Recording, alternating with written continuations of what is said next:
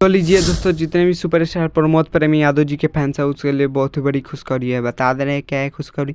तो बता दे रहे कि एक और सुपरस्टार प्रमोद प्रेमी यादव जी का बहुत ही मस्त और बहुत ही ब्लास्ट सॉन्ग आ रहा है, जो कि बता दे रहे हैं कि लगन सॉन्ग होने वाला है, जिस सॉन्ग का टाइटल दिया गया है करेजा दूनो बुफर, जो कि बता दे रहे हैं बहुत ही मस्त और बहुत ही ब्लास्ट सॉन्ग होने वाला है। यह सुपरस्टार प्रमोद प्रेमी यादव जी का लगन सॉन्ग होने वाला है यह। तो बता दे रहे कि यह बहुत ही मस्त सॉन्ग होने वाला है, और बता दे रहे कि इस सॉन्ग को गाए हैं सुपरस्टार प्रमोद प्रेमी यादव जी, और इस गाना में एक्ट्रेस देखने को मिलेंगे सौम्या पांडे।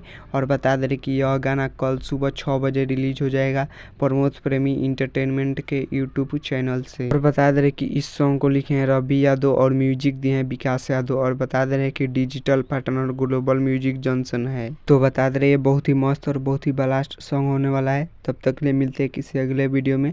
चैनल पर नए हैं तो चैनल को सब्सक्राइब कर लीजिए और वीडियो को लाइक कर दीजिए और वीडियो को शेयर कर दीजिए। तब तक के लिए जय भारत जय भोजपुरी।